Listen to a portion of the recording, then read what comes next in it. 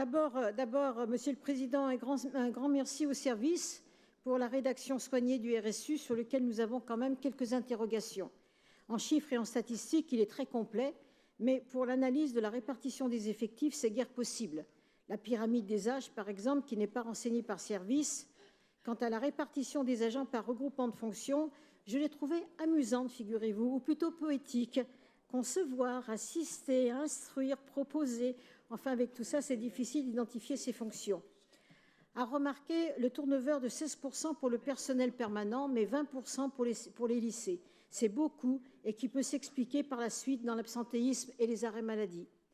Nous sommes également surpris par les effectifs timides du nombre d'apprentis, 83, donc 6 de plus seulement depuis cette année. Or, je vous le rappelle, la politique décrite comme ambitieuse de la région sur l'embauche d'apprentis n'est pas au rendez-vous, notamment dans les services proprement dits. Ici, presque 10%. Ce qui retient davantage notre attention, ce sont les chiffres de l'absentéisme.